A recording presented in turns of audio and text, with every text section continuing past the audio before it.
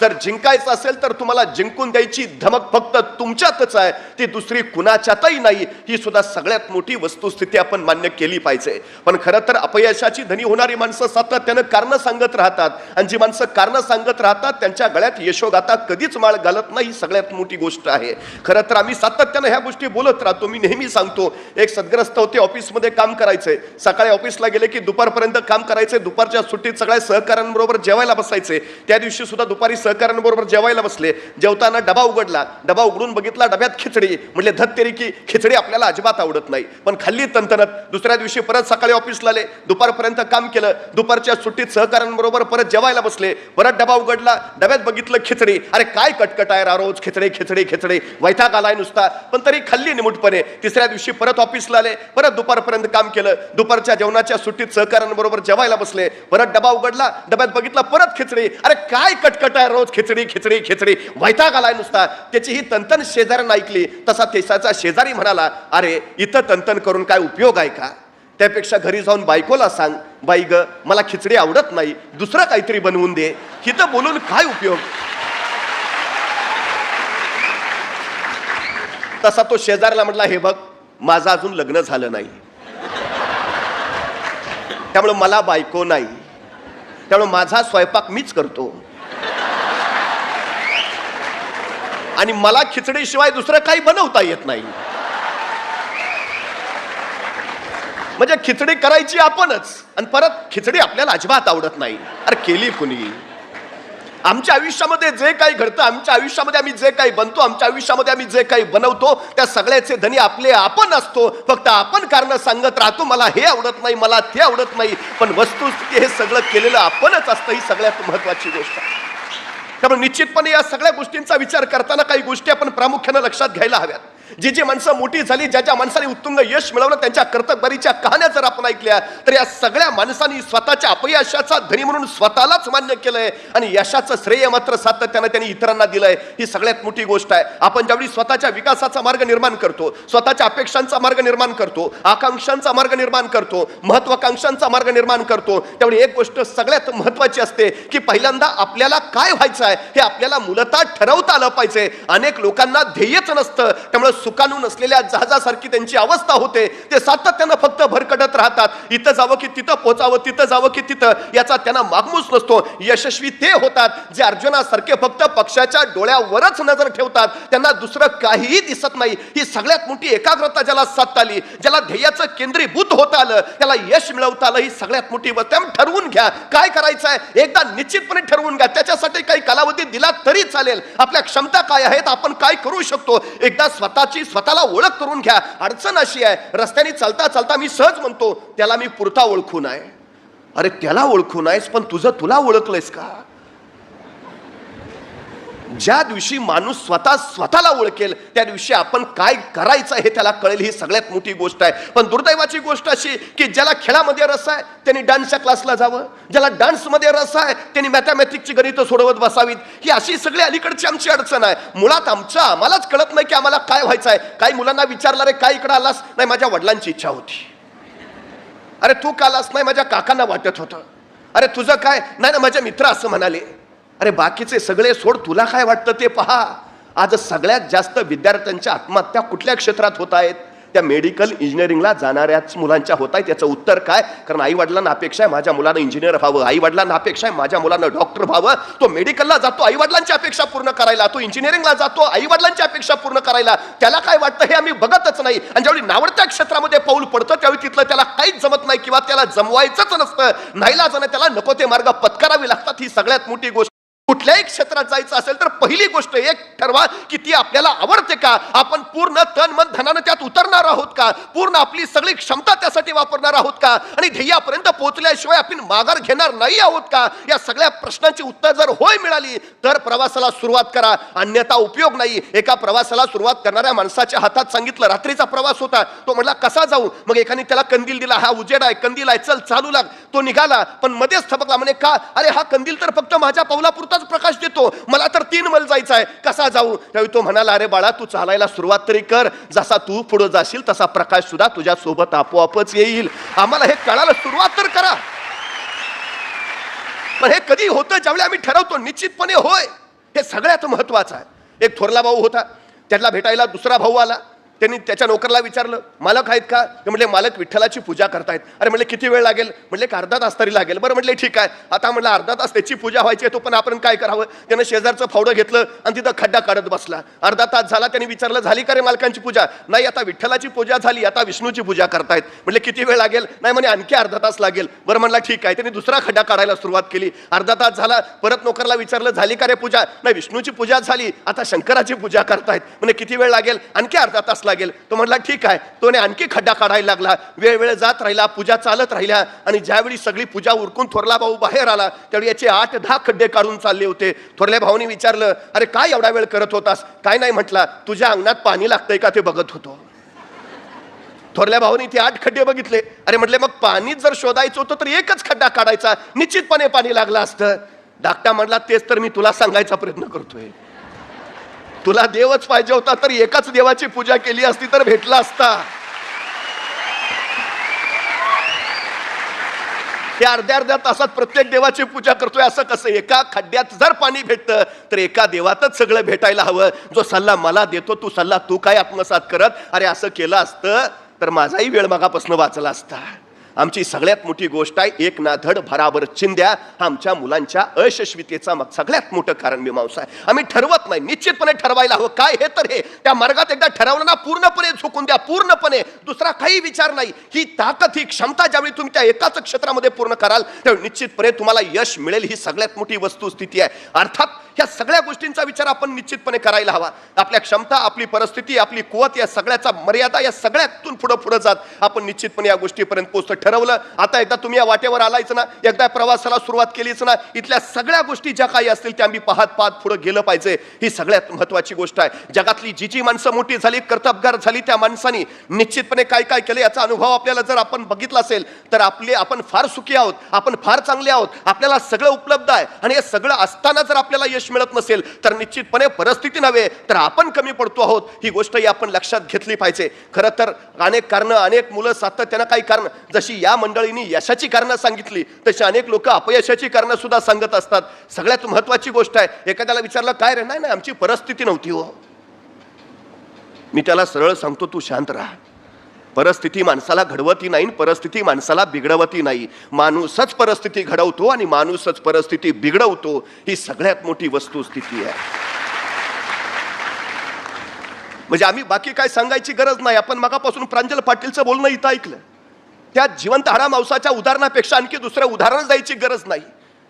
सगळं आहे आमच्याकडं, तरी आम्ही जर अपयशी ठरत असलो आणि दृष्टी नसली तरी जर प्रांजल पाटील यशस्वी ठरत असली तर नेमकं काय यशाचं गम काय याचाही शोध आपल्याला कधीतरी घेता आला पाहिजे. निश्चितपणे आम्हाला त्याही दृष्टीनं कधीतरी पाहता आलं पाहिजे.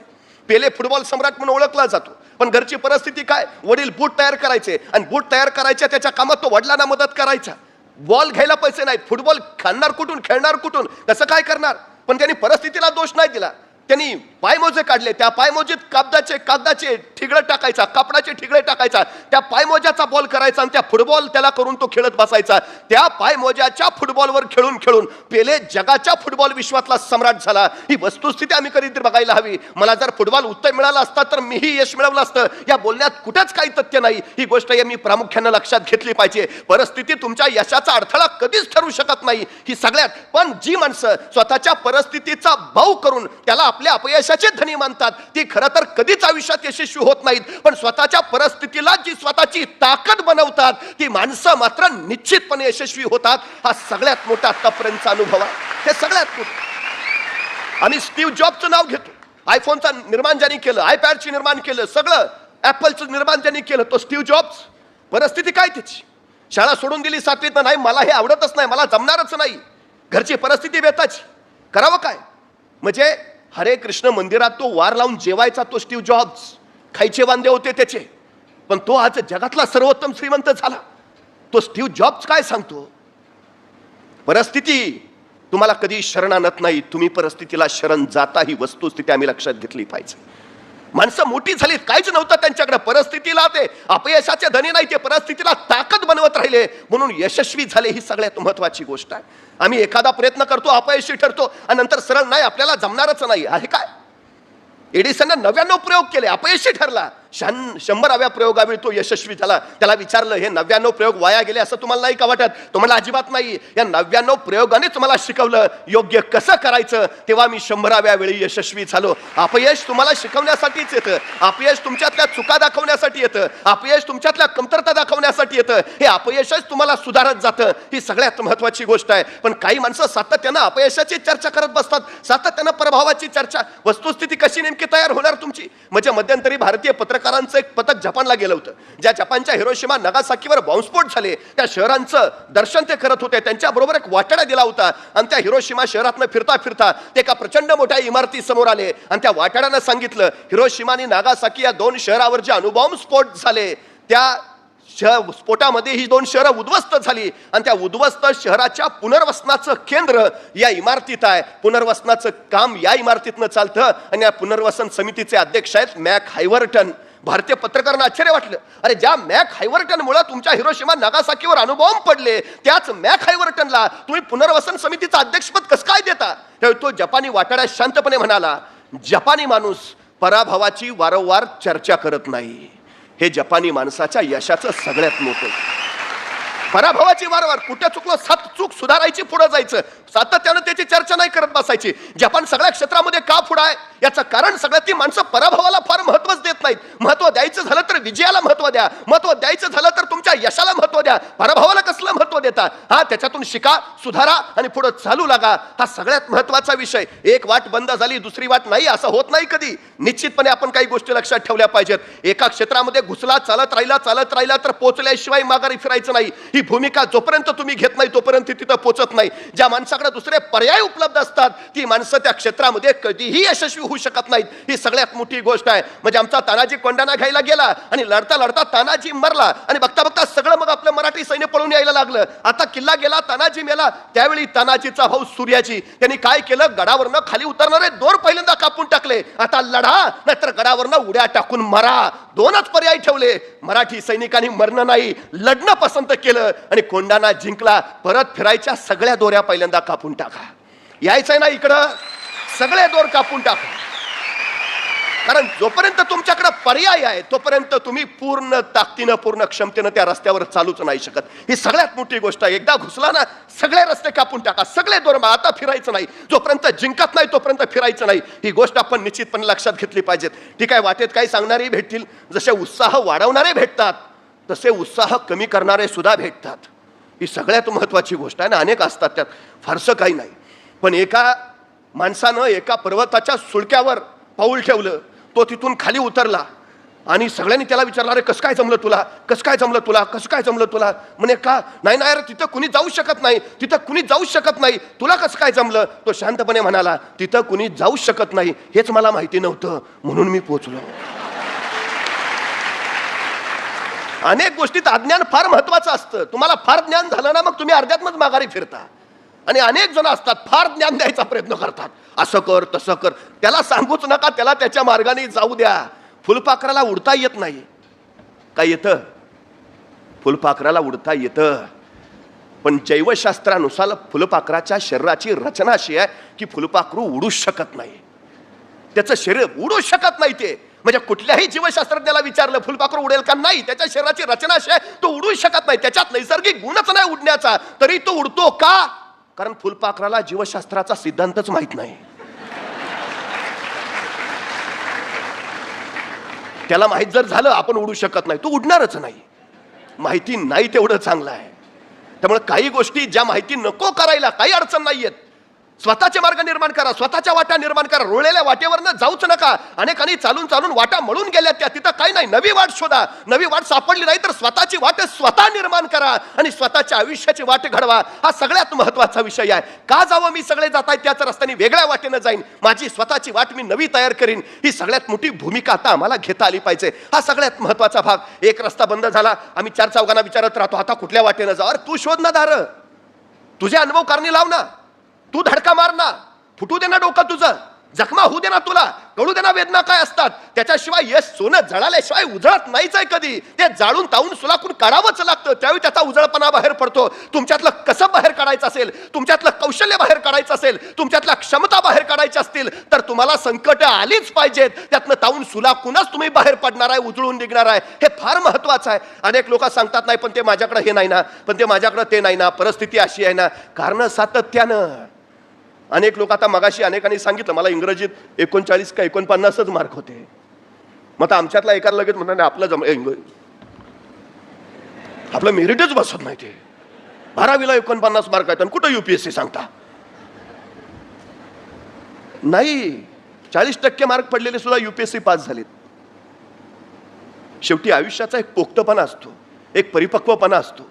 तुम्ही 10वीत असाल त्यावेळी तो येईलच असा नाही, तुम्ही 12वीत पोहोचाल त्यावेळी तुम्हाला तो जमेलच असा नाही. पण कदाचित अचानक एखादा निर्णायक क्षण येतो, एखादा टर्निंग पॉइंट येतो आणि सगळं विश्व बदलून जातं. तुम्ही घडवायला सुरुवात करता. तो कधी बिंदू येईल तुम्हाला सांगता येत नाही. चालत राहणं आपलं काम आहे. हा क्षण निर्णायक कधी तुमच्या आयुष्याला कलाटणी देईल सांगता येत नाही. त्या क्षणाची वाट बघणं आणि आलेल्या संकटाचं संधीत रूपांतर करणं हे फक्त आम्हाला जमलं पाहिजे. खरं तर एक मंदिर होतं, देशोविदेशाचे भक्त तिथं यायचे आणि गर्दी, अफाट गर्दी, सातत्यानं गर्दी, आणि देशोदेशीचे भक्त येत असल्यामुळं त्या मंदिराच्या ट्रस्टीने निर्णय घेतला की या मंदिरात काम करणाऱ्या प्रत्येकाला इंग्रजी आलंच पाहिजे.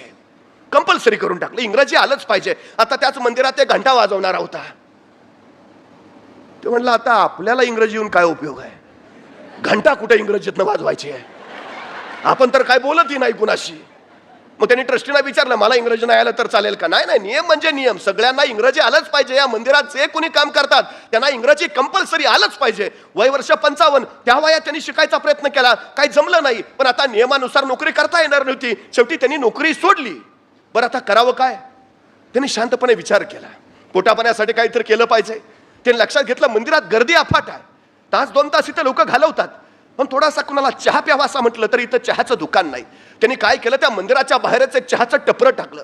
बघता बघता टपरं जोरात चाललं, इतकं जोरात चाललं की 6 महिन्यात छोटं हॉटेल तयार झालं. छोट्या हॉटेलचं वर्षात त्यांनी मोठं हॉटेल केलं. ते इतकं उत्तम चाललं, त्याचं नियोजन व्यवस्थापन इतकं चांगलं की बघता बघता त्यांनी 3 स्टार हॉटेल काढलं. 3 स्टार हॉटेलची 5 स्टार हॉटेल काढली. परदेशातली लोक तिथं त्याच्या हॉटेलमध्ये थांबायला, मुक्कामायला यायला लागली. त्या 5 स्टार हॉटेलचा मालक असणारा तो प्रचंड मोठा यश, प्रचंड मोठी ताकद त्याने अफाट कमावली. आणि त्याच्या त्या 5 स्टार हॉटेलमध्ये देशोविदेशाचे भक्त मुक्कामाला यायला लागले. अमेरिकेचं असंच एक भक्त मंडळ तिथं आलं होतं, त्याच्या हॉटेलमध्ये थांबलं होतं. त्यांनी त्या हॉटेलची रचना बघितली, नियोजन बघितलं, व्यवस्थापन बघितलं, भारावून गेले. आणि त्या अमेरिकन शिष्टमंडळानं मागणी केली की आम्हाला या हॉटेलच्या मालकाला भेटायचं आहे, उत्तम पद्धतीनं सगळं केलंय, आम्हाला त्याला भेटायचं आहे, त्याचा व्यवसायातला अनुभव अफाट आहे, काम अफाट आहे, उत्तम, त्याला भेटायचं आहे. आणि मग हा भेटायचं म्हटल्यावर पुढे आला. आता ते इंग्रजीतनं बोलतायत, ह्याचं मराठीतनं चाललंय, कुणाचा काही संवादच होईना. आणि मग नंतर तिसऱ्या एकाने विचारलं, काय राव तुम्ही एवढ्या 5 स्टार हॉटेलचे मालक आणि तुम्हाला इंग्रजी येत नाही, तुम्ही अजून इंग्रजी शिकला नाही. तसा तो म्हणला, हे बघ इंग्रजी शिकलो असतो तर अजून मंदिरात घंटाच वाजवत बसलो असतो.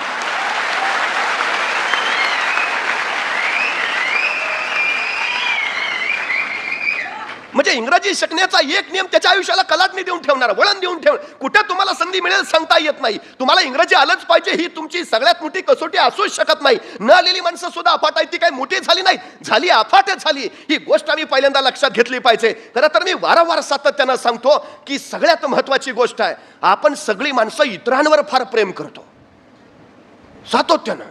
नाही, माझं फार प्रेम आहे, जगाला प्रेम अर्पावे, सातत्यानं आमचं चालूच असतंय. ते माझं सातत्यानं सांगणं प्रत्येकाला एकच आहे, दुसऱ्यांवर प्रेम करायच्या अगोदर आधी स्वतःवर प्रेम करायला शिका. ज्या माणसाला स्वतःवर प्रेम करता आलं ना, जो माणूस स्वतःच्या प्रेमात पडला ना, बघा ना प्रेमात पडल्यावर काय काय होतं.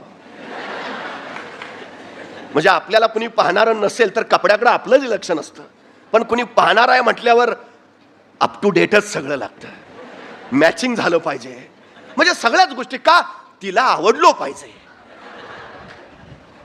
तिला आवडण्यासाठी जेवढं सगळं करताना तेवढं सगळं स्वतःला आवडण्यासाठी कधी केलंय का हो. मी मला आवडलो पाहिजे, मी मला योग्य वाटलो पाहिजे, मी माझ्या डोळ्यात माझ्याबद्दल आदर राहिला पाहिजे, मी उत्तमच असलो पाहिजे, मी सर्वोत्तम ठरलो पाहिजे, मी सर्वोत्कृष्टच बनलो पाहिजे. हे कधी होईल? ज्यावेळी तुम्ही स्वतःवर प्रेम करा. मी आवडलोच पाहिजे. स्वतःवर प्रेम करायला शिका. कारण स्वतःवर प्रेम करायला लागलात तर तुमच्या क्षमता वाढीला लागतील, तर तुमचं कौशल्य वाढीला लागेल, काहीतरी करू शकतो, बनू शकतो. ही भूमिका फार महत्वाची आहे, सगळ्यात महत्वाची. आणि जी माणसं स्वतःवर प्रेम करतात ना, तीच माणसं यशस्वी होतात. हा आतापर्यंतचा सगळ्यात मोठा अनुभव आहे. स्वतःवर प्रेम करणारी माणसं चूक दिसली की पटकन सुधारून टाकतात, ती ठेवत नाहीत तशीच. आपल्यात कुठली चूक दिसताच कामा नये याच्याकडे त्यांचा सगळ्यात मोठा कल असतो. आपण कुठल्या क्षेत्रात कमी असताच कामा नये याच्याकडे त्यांचं बारीक लक्ष असतं. आपण इतरांच्या तुलनेत उत्तमच असलो पाहिजे याच्याकडे त्यांचं बारकाईनं लक्ष असतं. ते स्वतःला सातत्यानं घडवत राहतात. ही सगळ्यात महत्वाची गोष्ट आहे. त्यामुळे पहिल्यांदा स्वतःची ओळख करून घ्यायची असेल तर स्वतःवर प्रेम करायला शिका. सगळ्यात महत्वाचं. ही ओळख एकदा निर्माण झाली की मग आपण करू शकतो. काय करायचं आहे, नेमकं काय. आता हे करताना सुद्धा पूर्ण डिवोट होऊन करा. स्वतःवर जसं प्रेम करता तसं स्वतःच्या ध्येयावर सुद्धा प्रेम करायला शिका. प्रेम या शब्दाचा अर्थच काय आहे हो? ज्ञानेश्वरांनी ज्ञानेश्वरीमध्ये प्रेमाचा अर्थ सांगितला आहे. ते सांगतात, भक्ती म्हणजेच सर्वस्पर्शी प्रेम आणि प्रेम म्हणजे सर्वस्पर्शी भक्ती. स्वतःला शरण जा, जसे परमेश्वराला शरण जातात तसे. आपण परमेश्वराला सातत्यानं म्हणतो, तुझ्याकडे जे जे उत्तम आहे, उदात्त आहे, मंगल आहे, भव्य आहे, दिव्य आहे, उदंड आहे, अखंड आहे, प्रचंड आहे, ते सगळं मला दे. स्वतःला शरण जाणे तेवढंच म्हणा. माझ्या जे जे उत्तम आहे, सर्वोत्तम आहे, सर्वोत्कृष्ट आहे, उदंड आहे, भव्य आहे, प्रचंड आहे, ते सगळं बाहेर येऊ दे. याला शरण जाणं म्हणायचं. स्वतःला आतनं मग बाहेर काढता येतं, मग बाहेर पडतो आपण. आम्ही गोष्टी लैला मजनूच्या सांगतो, पण लैला जगात काय प्रेम या दोघांनीच केलं होतं का? मग हे दोघच का लक्षात राहिले? याचं कारण मर्यादांच्या पलीकडे जाऊन प्रेम याने केलं. ही सगळ्यात मोठी गोष्ट आहे. करायचं ना प्रेम, ध्येयावर प्रेम करा. काय व्हायचं आहे? कलेक्टर व्हायचं आहे, SP व्हायचं आहे, काय व्हायचं एकदा ठरवा आणि त्याच्यावर इतकं तुटून प्रेम करा की बस ते मिळालंच पाहिजे, प्राप्तच झालं पाहिजे तुम्हाला. दुसरं काही नाही, सुचलंच नाही पाहिजे काही बाकी. मजनू सातत्यानं रात्रंदिवस फक्त लैला लैला करत होता. काही नाही दुसऱ्या डोक्यात. उठता लैला, बसता लैला, जेवता लैला, झोपता लैला, लैला लैला, बस सगळं आयुष्य व्यापून टाकलेलं लैलेन त्याच्या. इतकं की साक्षात परमेश्वरला वाटलं लैलाचं नाव घेण्यापेक्षा यानं माझं नाव घेतलं असतं तर 3 वेळा प्रसन्न झालो असतो. पण याच्या डोक्यात देवाचं नाव नाही, याच्या डोक्यात परमेश्वराचं ध्यान नाही, त्याला फक्त लैला. शेवटी परमेश्वर म्हणले याला एकदा बघावं तरी. असला भक्त आमच्या वाट्याला नाही कधी आला. कसा आहे हा भक्त बघावं. परमेश्वर समोर आले त्याच्या. याचं लैला लैलाच चालू. आता परमेश्वर दिसल्यावर दुसऱ्या कोणी पटकन उडी मारली असती, पायावर लोटांगण घातलं असतं, भगवान बरं झालं, भगवान म्हणले असते काय देऊ, सगळं मागितलं असतं. पण हा लक्षच द्यायला तयार नाही. भगवानाने विचारलं, मी आलोय. बरं मग? अरे मी परमेश्वर. अरे हो की मग? अरे मी परमेश्वर आहे. 12 वर्ष तपश्चर्या करतात माझी, त्यावेळी मी प्रसन्न होतो. तो तपश्चर्या न करता मी प्रसन्न झालोय. मग मी काय करू? अरे मी तुला काही देऊ शकतो. लैला देऊ शकतो. आपल्याला बाकी देणं घेणंच नाही काही. आपल्याला फक्त लैला पाहिजे बस. तू देवाची लास, तू मला लैला देतोय का तेवढं फक्त सांग, तर तुझा उपयोग. नाही तर मला तुझी गरज नाही. मला कलेक्टर व्हायचंय, मला SP व्हायचंय, मला काय हवंय, मला ते देणारं जे जे असेल ते सगळं मला हवंय. बस मला बाकी काही कळत नाही. माझं हे पुस्तक मला SDला द्या, ते नकोय मला. ह्या क्षेत्रात गरज आहे. मला अभ्यास महत्वाचा आहे, निरीक्षण महत्वाचं आहे, परीक्षण महत्वाचं आहे, सल्ला महत्वाचा आहे, संवाद महत्वाचा आहे, वाद संवाद महत्वाचा आहे, गरजेचं आहे. का? माझं ध्येय निश्चित आहे, मला व्हायचं आहे बस. त्याच्यासाठी जे जे उपयोगी आहे, जे जे महत्वाचं आहे ते सारं मला हवंय. दुसरीकडे माझं लक्ष नाही. हे मजनू पण ज्यावेळी तुमच्या उरात ठसेल का नाही, त्यावेळी लैला मिळेल. ती ध्येयाची लैला असेल, ती यशाची लैला असेल. आम्हाला ते मिळवता आलं पाहिजे. सगळ्यात महत्वाचं आहे ते, सगळ्यात गरजेची गोष्ट आहे. इतर जे काही देतात त्याच्यापेक्षा थोडं अधिक द्यायला शिका. इतर जे काही करतात त्याच्यापेक्षा काही अधिक करायला शिका. इतर जण जेवढा अभ्यास करतात त्याच्यापेक्षा थोडा अधिक करायला शिका. इतरांचा व्यासंग जेवढा असतो त्याच्या काही पटीनं थोडा अधिक करायला शिका. इतरांना जे यश मिळालं नाही ते तुम्हाला थोडं अधिक मिळेल, कारण तुम्ही त्यांच्यापेक्षा काही अधिक केलं आहे. ही सगळ्यात महत्वाची गोष्ट आहे.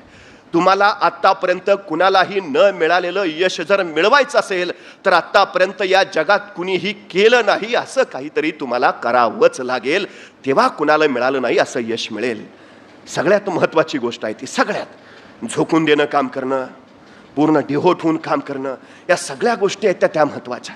एका राजाला स्वतःची राजमुद्रा बनवायची होती.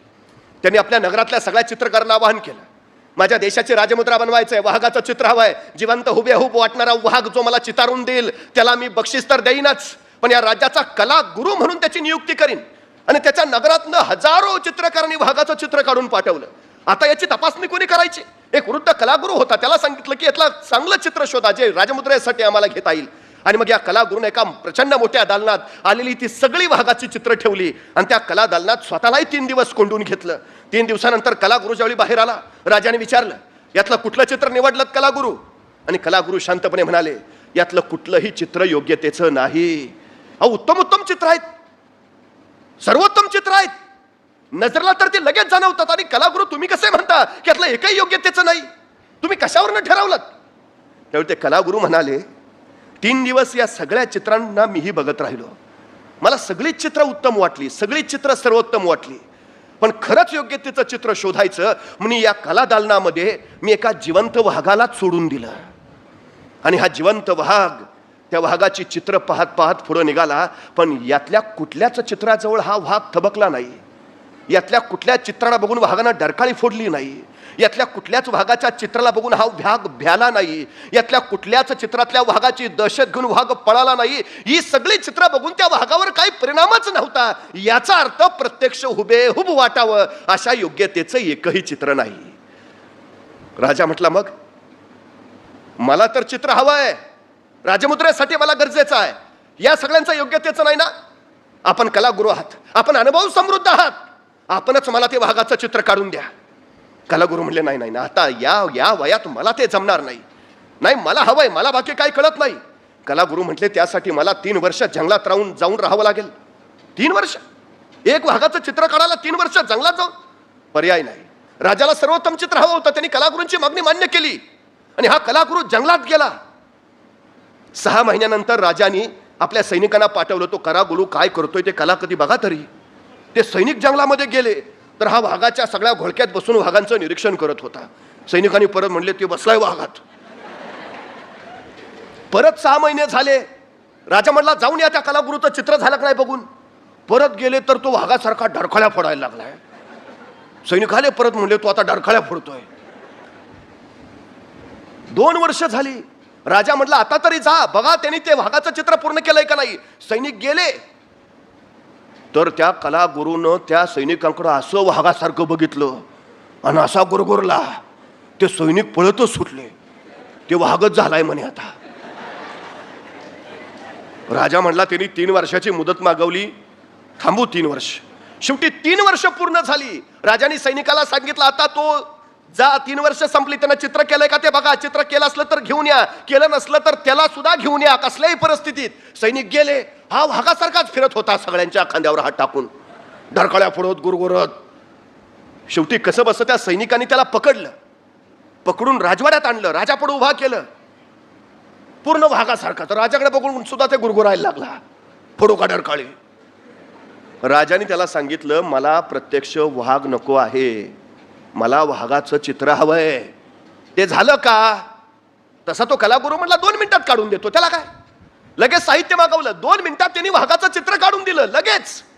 राजा म्हणला, याची योग्यता तपासूया. आणि मग एका जिवंत वाघाला त्याच्या चित्रापुढे आणलं गेलं. ते चित्र वाघाचं बघितलं, तो जिवंत वाघ प्रचंड मोठा संतापला, डरकाळी फोडली त्यांनी. परीक्षा झाली, चित्र पास झालं.